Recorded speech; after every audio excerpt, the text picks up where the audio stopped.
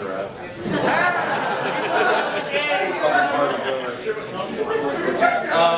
Is anybody here under 16?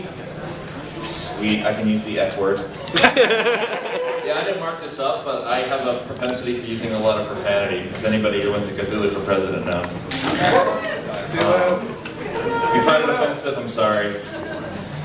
No, I'm not. So my name is Andre Pena. This panel sort of came about. I apologize for there being nothing on the screen. I have one single slide on here that just has the title on it. I had all these plans and I have all these photos of putting stuff up, and well, I'm lazy, so nothing came of that. This panel sort of came out of last year. I did 2 panels on a brief introduction to Japanese history, and I discovered I really like talking about a few of the people that we discussed during history, especially those that like to burn the crap out of things. And so this sort of came out of that. I want to be clear, I'm an amateur historian. By amateur, I mean like I just read a lot of books and I'm really kind of nerdy. It's sort of a great time to be into Japanese history because there's just so many resources online. It's a lot easier than about 10, 12 years ago where you pretty much only had Stephen Turnbull's books. So it's kind of cool. There's a lot of stuff online. This is just kind of primarily a lecture. There's not a whole lot of Q&A, so if you're hoping for me to be insulting people like I do at Cthulhu, I'm sure we can try and find some time for that later. But I'm just going to sort of jump right in. I have about 12 names. I have 12 badasses I want to go over. So I'm just going to go over some of their key points, what makes them badass, and some of their cool achievements. I guess we can sort of have a Q&A at the end if we don't run out of time. I don't really know. This is weird. I didn't expect it to be this many people. Japan has hilariously awesomely silly things. Oh, so does the United States. Yes, we all about do. the United States. Drill tears! Alright, I'm going to start with one of my personal favorite people.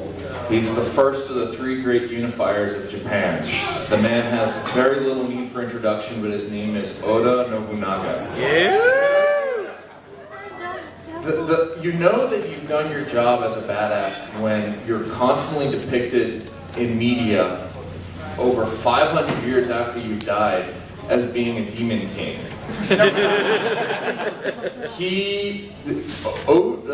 Nobunaga took no shit from no one, and he killed a lot of people.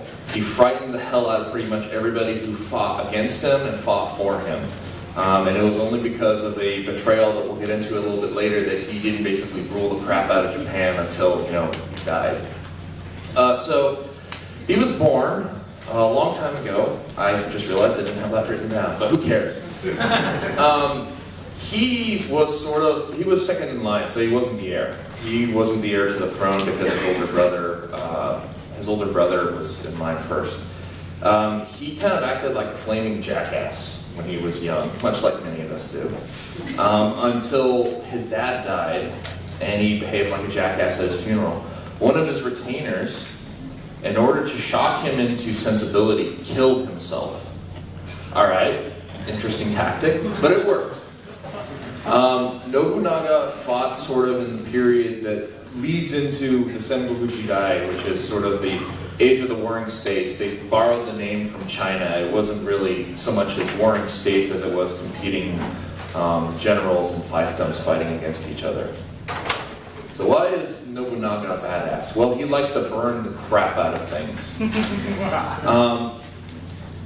One of my favorite things is that there was a temple that had a bunch of iko-iki, and we'll go into some of them later. But basically, while there was all this fighting going on, there was all these warriors fighting each other.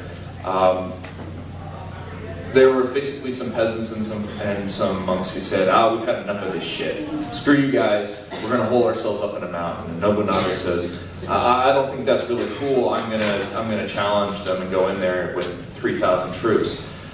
They fought back with 15,000 troops and basically beat the crap out of them consistently and held them at bay for 10 years. Now, during this 10 years, Nobunaga was basically conquering the shit out of the rest of the country, but he couldn't take over this one singular little place. So he started attacking the allies of the monks, and he started setting fire to the mountain. He set fire to the entire fucking mountain. If that's not awesome, I don't know what is. And this wasn't the only mountain he burned. He repeated this several other times down the road. He had a propensity for burning down castles, for burning down pretty much anything that got in his way. But he was also a very accomplished military tactician. He was pretty much considered to be the first guy in Japan to really understand and utilize modern weaponry in terms of firearms. Before, firearms started coming around and this sort of thing, but he was one of the first people to develop actual moving groups of people with pistols and actually come up with armed formations that had rifles. He also developed, but he wasn't the first to use it, there's another guy who did, to develop a two-rank system, which is where you have one rank in front that's firing and a rank behind them that's reloading, so you can have a consistent and continuous fire rate. And when it got implemented, the other people might as well have just been throwing bananas at them. It just destroyed everybody who got in their way. When he was younger and he was in his earlier battles, one of his most infamous battles is of, I didn't really pronounce Japanese, but now I'm all nervous since I'm going to butcher it. Okihazama. He had an army of 20,000 people bearing down on him, and he only had 3,000 people. Now, the normal response to being outnumbered almost 7-1 is, let's withdraw or do something else, or maybe do guerrilla tactics. No. This dude rides in the middle of the night during a rainstorm and just kills the shit out of the other army. Like, they didn't know what was going on. They got hit so hard they started fighting amongst their own troops because they didn't know what happened. And the guy who was commanding the army thought that there was just like some drunks were fighting around there, went out there and was like, "What the hell are you idiots doing?" and got his head cut off by his own troops. That's awesome. It was Stonewall Jackson before Stonewall Jackson. Well, yeah, no, Stonewall Jackson didn't get his head cut off. Anyways, he basically managed to unify and control most of Japan and had pretty much everybody who was meaningful report underneath him. He had a few rivals, we'll get into them later, until an infamous incident known as the Honoji incident, where one of his retainers basically killed off all of his personal guard and forced him to kill himself while he burned down the temple around him. See, there's a lot of fire in Nobunaga's life, even at the end. He was killed by a guy by the name of Akechi Mitsuhide. To this day, nobody really knows why he did it, but it helps set the stage for the next guy, who is, I love him. His name is Toyotomi Hideyoshi. This dude collected names like most people collect buttons. He has had so many names over his lifetime that I just don't even bother trying to keep track of all of them. One of his nicknames is he looked kind of like a monkey, so he was sort of known as the monkey guy. You might think that gave him a chip on his shoulder, and it probably did because he went around and killed the crap out of a lot of people. So Toyotomi Hideyoshi was born as a peasant. He started off with basically nothing and fought his way up to be the second primary ruler of Japan during this period of time. He started off, after he got noticed, he became the sandal bearer for Nobunaga, which sounds kind of like, oh yeah, you're the dude who carries my shoes around, but it was actually a position of some importance. It meant basically he was one of his retainers. After Nobunaga got killed, he basically orchestrated the hunt of Akechi Mitsuhide and managed to kill him, and that helped to set himself up as the natural successor to Nobunaga.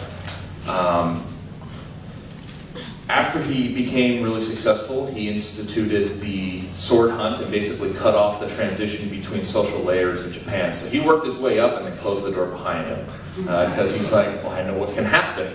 Some dude's going to come up and kill me. Not a whole lot gets discussed about his fighting, but he did some really cool stuff, including leading a special forces team that basically, there was a fortress that was on the top of a mountain. And there's pretty much one way to go up and then this impassable cliff. He basically did like Navy SEALs style, climbing up the impossible cliff face with these people, hopped over the walls when nobody was looking, and conquered the castle. That's like some ninja shit right there. Of course, as with any badass, sometimes they think they can do too much. He tried to invade Korea. Twice. And the Koreans, to their credit, were like, fuck you, and fought back. He did all kinds of weird things. There's rumors and innuendo and suspicions that he maybe had some like bad case of syphilis that made him go kind of batshit crazy towards the end of his life, which is why he tried to invade Korea so many times. There was supposed to be one infamous incident where, in order to try and quell the population in Korea, in what we call Seoul now, is that they killed off a bunch of people and then cut off all their ears and made a gigantic pile in the middle of the city. What the hell? That's not a sane man we're thinking of right there. Eventually, he ended up dying of his disease. Oh, one last thing. The Japanese, people think like, oh, the Japanese were samurai and they always fought with honor and dignity on the battlefield, which is bullshit. They were really crafty, they were very clever, and they did all kinds of interesting things, including, one time there's a fortress they couldn't take. So they re-diverted a river from its natural course into the fortress to destroy it. Right now somebody's screaming hacks, but I mean, he lost. So Toyotomi, once Hideyoshi died, before he died, he tried to set up he basically wanted to ensure a succession that went to his son. Now, his son wasn't of age, so he set up the equivalent of a council of regents that was supposed to rule until his son came into power. Have any of you ever heard of James Clavell's Shogun? Yeah. Yes. Okay. That book sort of takes place about, it has different character names, but it's roughly set in the time about 4 to 5 years after Hideyoshi died, and it's pretty accurate. Toranaga is Tokugawa Ieyasu, if you remember who that is. I love the series personally, which leads into our next guy, Tokugawa Ieyasu. Not a badass militarily speaking. He wasn't a personable fellow, he wasn't overly charismatic, but he was a brilliant tactician, and he was politically savvy. He knew when to commit his forces, he knew when to change sides when he needed to, and he did all kinds of clever things, including not sending his troops off to Korea to get massacred like most of the other people did, which was one of the reasons why he managed to then take over the country after Hideyoshi died. Now there's a period of transition, but basically Ieyasu spent his time making sure that he would end up becoming the ruler, and he was really clever about it.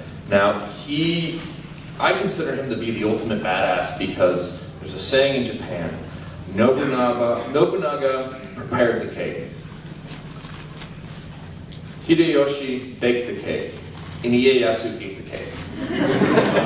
He sort of positioned himself to sort of build upon the work that other people did and then get to enjoy the rewards because everybody else died and he'd done the work. It's like, well, fuck, I'll rule the country, why not? He set up the dynasty that's pretty much considered to be the most lasting and impactful dynasty in what we consider modern cultural Japan. It's the time when Bushido was developed, when the country got closed off, all sorts of things. It's the Edo period. It's the reason why Tokyo became the capital as opposed to remaining in Kyoto or someplace else. He was really smart in setting up a whole bunch of pitfalls for anybody who wanted to conquer him, anybody who wanted to fight against him. He basically forced all of his rivals to constantly spend money to come back into Tokyo. He basically managed to keep all of these warlords at bay and keep samurai, which people who were born and bred for fighting, from wanting to kill him or kill other people. That takes a lot of cleverness. That takes a lot of badassery because he managed to control an entire population of all these different dynamics and achieve basically lasting peace for over 200 years. So that's why I think Ieyasu is one of the best badasses of Japanese history. Now let's jump into some other people. This is all scattered and all over the place because these are people that I found during my reading. There's a guy named Muriya Yoshinobu. He's not really well known for anything other than this. When he killed himself, He cut off his own head. I couldn't make that up if I tried. That's what this dude is known for. When it came time for him to kill himself, he's like, cut my belly and then get my head cut off? Nah, I'll skip the middleman and cut my own head off and bring the savings onto you. Alright, but here's the strangest thing. He's not the only person that's done that. Mita Yoshisada. This guy was kind of insane. There's a story of him stabbing an enemy to death after that enemy cut his stomach and half set him on fire. I ain't going down, I'm going to stab the piss out of you. Mita Yoshisada is sort of viewed as one of the people who helped to cause what we call the split between the northern and southern courts. Now this takes place before the Sengoku Jidai. Basically, in Japan there's been an interesting dynamic of the emperor hasn't really ruled directly except for isolated periods. It's always been somebody who controls the emperor and they rule sort of in his stead or they rule from behind the scenes. Well, there was this one emperor named Go-Daigo. There's been multiple of them, but there was one who's like, no. I actually want to rule the country. And he had stuff whispered into his ear by Yoshisada saying, I'll support you and I'll totally help you with this. And so there was a split for about 120 years, if I remember correctly, where there were multiple emperors, and it wasn't until later that there was a reunification of it. So the current line of the emperor actually descends from both of those houses. It's kind of interesting. Yoshisada died after he was riding his horse in battle. His horse got shot by an arrow, and so he became pinned underneath it. Now, most people would give up at that point and worry that, oh, I'm about to die, or somebody get me from underneath here. No, in a fine tradition of being insane, he cut off his own head when the enemy came in close. No, I'm not going to cut my belly. Screw you guys, I'm cutting off my own head. You don't get the glory of cutting off my head. I'll do it myself. Alright, we had to spit in their face. Next person, almost everybody has heard of this name, Miyamoto Musashi. So here's the thing about Miyamoto Musashi. A lot of stuff about him is sort of descendant of myth and legend and written in storybooks, but however much of his legend is accurate, we know that he survived over 60 duels in the course of his lifetime. That's pretty hard to do. He was a scruffy, dirty, smelly bastard who went around and picked fights. He was basically a bully. He took no gruff from anybody else. He would go out and seek out the toughest person, and he would engage in psychological warfare. There's an infamous incident where he was picking on a school. He wasn't picking on one person at the school. He was picking on an entire martial arts school. Oh, wow. Yeah, that's how badass he was. Picking on one sensei, not enough. I need to pick on everybody at the school. So he challenged the first guy to a duel. I don't remember if it was the head instructor or not, but it was one of the instructors. Challenges him to a duel. And they have a prearranged time. Now he does the ultimate rude thing, and he shows up late. And I don't mean like 5-10 minutes late. He makes the guy wait there for 2 hours until the guy is so pissed off and so flustered that when Miyamoto finally shows up, he just fucks him up in about 5 minutes and the duel's over. Rage quit. So he then challenges another guy from the temple and does the exact same thing. He shows up late until the guy is so pissed off that he's not himself and he gets thrown off his game and Miyamoto cuts him down.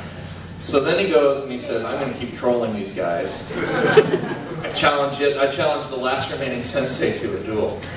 So this time they're like, oh no, fuck this guy, we've got to kill him. So they decide that they're going to actually send a whole bunch of their students to ambush him from inside of the forest that's around where the duel is. Miyamoto was very clever in that he sort of had a saying, you can do something in warfare twice. If you do it 3 times, they will kill you. So this time Miyamoto showed up early, like 8 hours early.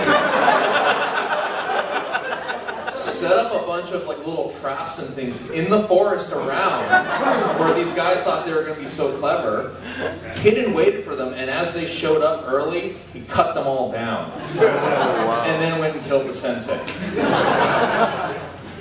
Holy crap. He did all kinds of things. One of the things, a lot of information we have about his mindset comes from a book he wrote after he retired called The Book of Five Rings. It's a very famous piece of literature. I recommend reading it. It gives you an interesting kind of insight into the Japanese mindset. Although a lot of modern Japanese are like, this is kind of old archaic stuff. It's like reading King Arthur and thinking that's going to make you understand the British. Not really. One of his last battles, and this is the one he's most known for, was a duel on an island with a guy that I really should remember his name. He was a badass in his own right. Sasaki Kojiro! Thank you. Somebody's a fan. That guy fought with basically a 1.5-foot long sword. He fought with a super long sword. It was called the clothes hanger or something like that, because it was so long it was like one of the poles you hang up your laundry on. So it gave him a wonderful reach, but he was fast with it. It's really hard to be fast with one of those big swords. So Miyamoto, it depends on who you ask exactly what happened that day. Because we don't know if he was trolling again by showing up late, or if he'd gotten really drunk the night before and was so hungover that he showed up late.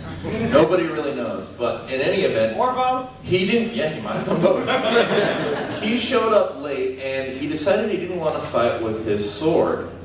He decided he wanted to fight with basically a wooden sword he carved on his way there out of a boat oar. I mean, that's one of the legends, but basically he used a boat oar to make a big ass fucking stick. Now people are like, oh, you're not going to kill somebody with a stick. I beg to differ. He dueled this guy and cracked him so hard in the head that the guy's bandana that he had wrapped around his head was pretty much the only reason his head didn't split apart. Sticks and stones can fucking kill you. After this, Miyamoto basically retired after this last duel, lived like a hermit in a cave, which probably smelled like ass, and then he wrote the Book of Five Rings, which is probably one of his most enduring legacies. He's a favorite in Japanese fiction. There's a whole bunch of stuff that's been written about him, all kinds of TV shows and movies. Some of them are good, some of them are crap. He's sort of like an Arthurian kind of figurehead inside of Japan. He's really cool. I liked him. One of his favorite styles was to try and fight with two swords. His book is actually incredibly practical in its descriptions of what you want to do in terms of a sword fight. Because he's like, look, there's all these kind of fancy flourishes and stuff you can do, but in a real fight, you should just do what works and do the minimal amount to stay alive. Because anything fancy, you're just going to get cut up. He was very practical, which is probably why he survived so long. There's no reason to do fancy stuff when you can just stab him in the face. Why not? The oldest ways are the best ways. Next guy is Uesugi Kenshin. Yes! This dude was a pain in Nobunaga's balls. He sort of came up from the north. He was really known as, he was a rare commander who fought really well on the battlefield, but was also an excellent administrator. His region was very, very well maintained. And he basically consistently thwarted Nobunaga's attempts to defeat him and to tank over a whole bunch of stuff. He also had an interesting rivalry with a guy I'm not covering in this, but he's another badass. His name is Takeda Shingen, who was another general out there. Here's what I love about this rivalry. Kenshin almost killed him once on the field of battle. Basically, like, he managed to knock him off his horse, almost cut him down. His retainers flooded around Takeda and managed to protect him and pull him away.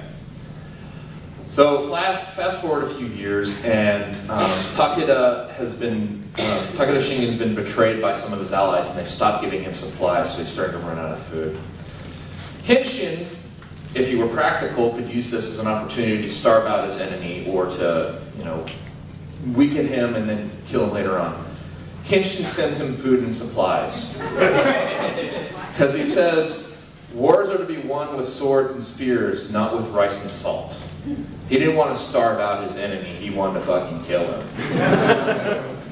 Not necessarily practical, that's pretty badass.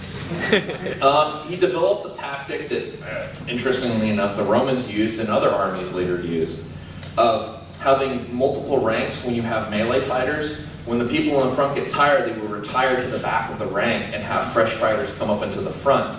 That way your people in the back actually get some experience in fight, and those who have been fighting and hacking down people for 15-20 minutes actually get a break before they fight again.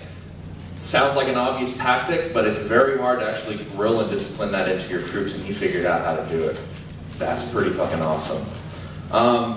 Unfortunately, he died suddenly after winning one battle. Now, there's lots of conspiracy theories out there. Oh yeah, they've been around forever. But the most likely is that he just suffered a seizure one day and died. People like maybe it was poison, maybe it was ninja, maybe it was, doesn't really matter.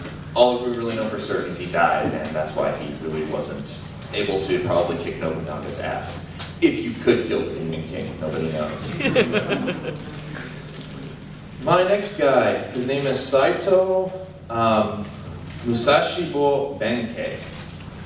He was a monk. Now, when you think of a monk or a Buddhist monk, you're like, he's gonna be, you know, pacifistic and he's not gonna kill people. You're not gonna expect him to show up with a fucking naginata and fuck your shit up. That's what this dude did. He joined several temples and tried to be a monk, but basically he consistently got into fights so often he kept getting kicked out of temples. That'd be like a priest going around and getting kicked out of churches because he kept picking fights with the parishioners. He can't have him around. So he did what any good badass would do. He then decided to go out into the wilderness, find a river, he built a bridge over the river, and beat the shit out of anybody who tried to cross this bridge.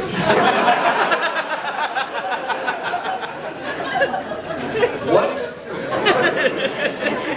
Like, of all the things I can think of doing, like building a bridge and then beating people who want to use it, like he didn't even want to charge them money. He's just like, you're trying to cross my bridge, we're gonna fight. Alright? And he wasn't drinking because he was in the fucking wilderness. Mushrooms, man. Mushrooms. I would hope so, or something. Yeah, it's like Black Knight bullshit. So supposedly he won over 99 fights out there until eventually one daimyo came up and managed to defeat him in an epic battle, sort of like King Arthur when he first met, what was his asshole lieutenant that ended up hanging his wife? Lancelot. I'm like, I can remember what he did, I can't remember his name. He basically decided to serve this guy. So he served this guy. His name was Minamoto no Yoshitsune, and his lord got betrayed by his brother, and basically an army came in to kill the brother. His lord said, "You know what? I'm going to commit suicide. I need you to hold off these guys long enough so that I can commit suicide properly. Because as with everything in Japan, you have to follow procedure. Bureaucracy is ingrained even in your form of killing yourself. The forms must be attained." So he said, "You know what? I got this. Doesn't matter that we have 200 people and that they have several thousand outside. I'll make sure you have the time." So he goes out there in front of the castle until the bridge leads out there and challenges them, says, "Come and get me, bitches." I don't think that's what he actually said, but he might as well have, because he held them off for so long and killed off so many of their troops after repeated attempts that they basically decided to just start shooting arrows at him. And he just kept standing there in place, saying, "Fuck your arrows." They kept shooting arrows at him, and this went on for several hours until eventually they realized that he had died standing up in place. That's right, he held them off by being dead standing in place for hours. How is that not badass? So, I can't even make that shit up. Like, this is all from history. It might be a little exaggerated, but like, an army was scared of a dead dude for hours. Holy crap. Alright, who's my next guy? Oh, yes. I I'm going to steal a little something. How many of you have ever heard of Badass of the Week? Okay, it's an excellent website. Some of my material comes from there, like historically speaking. This guy writes a whole lot of interesting stuff. How many of you have ever played Dynasty Warriors? Yes! Okay, how many of you remember who that douchebag Lu Bu is? Yeah. Okay, this is the Japanese version of Lu Bu. Like, that's some context. This guy name was Honda Tadakatsu. Yes! Yeah! This guy liked to wear the biggest hat ever. He basically got deer antlers and made this gigantic helmet on his head to let everybody know, hey, you want to pick a fight with somebody who's going to beat your ass? I'm right here on the battlefield. Come and find me. It's the equivalent of walking around with an air horn going, I'm here, come on. He reportedly fought in over 100 battles without ever having a single wound. Not that he survived 100 battles, but he never got cut, never got scratched, never had any problems. He had a couple of titles given to him after that. They're like, well, Jesus, nobody can kill this guy. He was extremely loyal to the Tokugawa shogunate, basically to Ieyasu. He almost always fought outnumbered and won. So it was almost literally like Dynasty Warriors, where you're just wading through a crowd of people. That's kind of what he did. He's considered to be one of the 3 godly spears of Japan, because he had a big-ass spear, and he just killed people incessantly. You know, like some of us, like me, I'm pretty fat, I eat a lot of M&Ms. He killed people like I eat M&Ms. He was once besieged in a castle.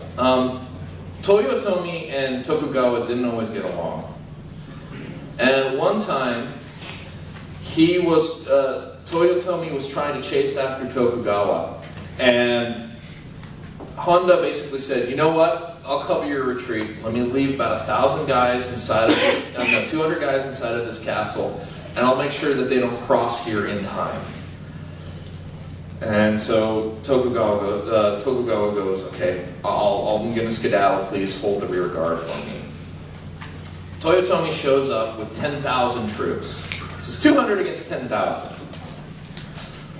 Tadakatsu goes out on the bridge and says, I am probably the most badass person you've ever heard of. None of you are going through this fucking castle. Do you hear me? I will kill every single one of you. Toyotomi was like, alright, cool. And then decided to take the long way around the castle. Flawless victory. He basically scared them into like, you know what, 200 troops inside of a tiny castle, we can do it, but this guy is a maniac and it will probably take us way too long, let's just take the long way around. He retired, you know, after Tokugawa won. He didn't like politics and he sort of retired and led a quiet life afterwards. So this dude probably has one of the most epic kill-to-death ratios. Next guy, Kenyo Kosa. Remember I was telling you about that temple that was in the mountains that pissed off Nobunaga for 10 years? This is the guy who did it. He was the abbot of the temple. He led the resistance against Nobunaga for over 10 years. And this guy was really clever. He maintained an intricate level of, he maintained multiple levels of defense around his temple, which after it was burned down, is now the location of Osaka Castle. It's a pretty interesting little area. He held out for 10 years. He maintained various relationships and alliances with people who kept him supplied. The only way Nobunaga he didn't kill him actually. The only way he was able to take care of the temple was to slowly kill off all of his allies and cut off his supplies. And even then he sort of refused to surrender. It was only when Nobunaga basically took direct control over the emperor and forced the emperor to write a letter requiring that they surrender. Now, even though these guys were badass and they were extremely ruthless warriors, if you get a dictate directly from the emperor, you usually follow it unless you can conquer the rest of the country.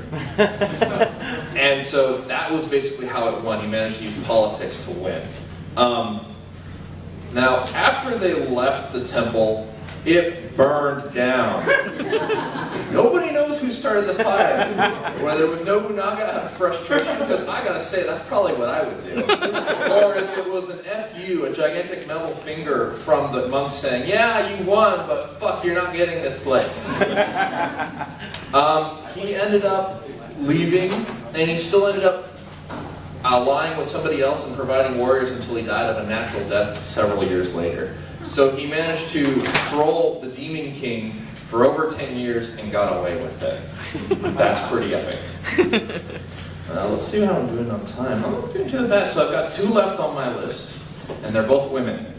I hate to say it, but it's actually very hard to find a lot of badasses from Japanese history that are female just because the way it is in Japan. I didn't set up the fact that it's a very strong patriarchy there, or that when there were women warriors, it was probably before there were a whole lot of written records. Not my fault. Here's a woman whose name was Hojo Masako. Her nickname was known as the Nun Shogun. What? Basically, she was the brother. No, she wasn't the brother. She was the sister or mother of one of the first Kamakura shoguns. And basically, she was a Machiavellian schemer who managed to run things from behind the scenes until she died. She would shift alliances depending upon who she wanted to have in power, and then control them. So basically, she managed to run the country for I think like 20 years behind the scenes just by sheer power of politics. And if somebody crossed her, they usually ended up dead or exiled to some island someplace. That's pretty fucking awesome. And that's pretty badass for somebody who never fought and was just like a courtier. That's pretty insane. You can find out a lot of information about her online. Actually, that's a lie. You can't find that much information about her online. What you've heard is pretty much the most that we know. Aside from like the subtle machinations of like she supported her brother, and then she supported her son, and then she supported some other dude, and then she died. And she ruled behind the scenes the whole time. So here's the last person, and this is near and dear to my heart. I actually practice judo. I really like judo. This woman's name is Keiko Fukuda. Does anybody here know who she is? Yeah. Okay. She died in 2003. In 2013. She was, at the time of her death, the last surviving student of the founder of judo, Jigoro Kano. And when she died, she was, before she died, she got promoted to the 10th degree black belt, which is the highest black belt you can get. No woman has ever gotten it before. There are only maybe 20 or 30 so odd people in the history of judo that have ever gotten it. She actually taught in San Francisco, so she was around a lot. Towards the latter part of her life, she was wheelchair bound, but she could still get on the mat and instruct students, even though she was in her late 90s. She was considered one of the foremost experts on kata, which is fixed forms.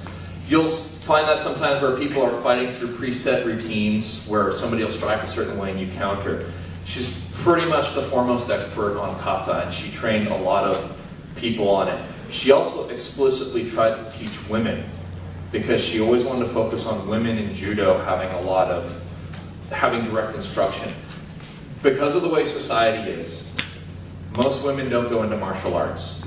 So women who choose to succeed in martial arts have a lot of drive and a lot of ambition and a lot of will, which is why they scare the crap out of me.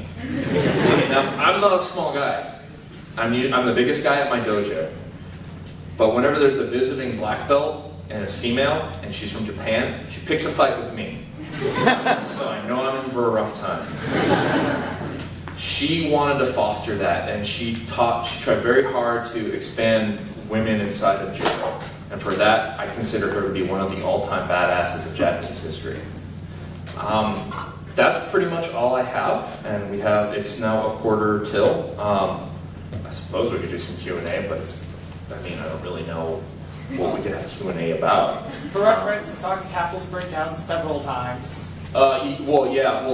A lot of stuff in Japan is burned down many times. Fire is not Japan's friend. They've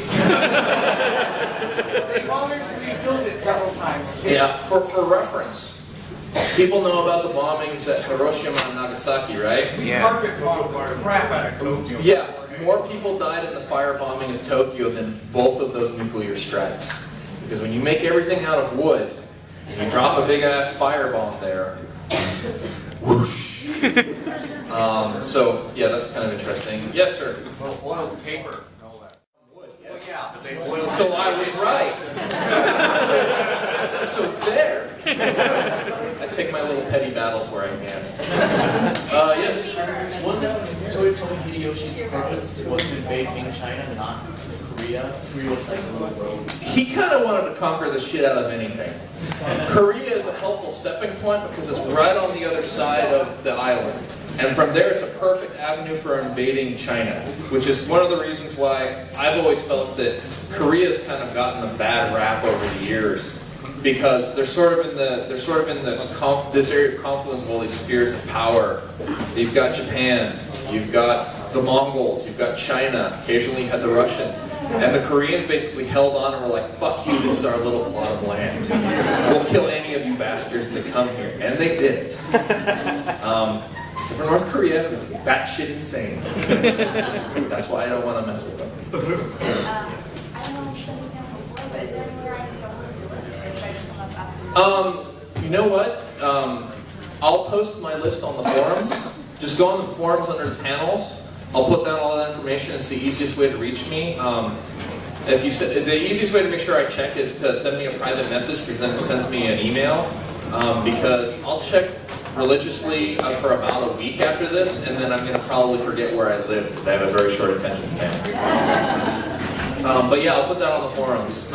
It's an easy way to contact me. Yes, sir. This panel is being recorded. Where can I get a copy of that recording? I have no earthly idea. I'm not recording it. Yeah, what do you think? What do you know? If you feel like putting it online, that's your prerogative. I don't really care. Okay. But if you would post a link on the forums, if you choose to put it online, Okay. if you choose not to, then too bad.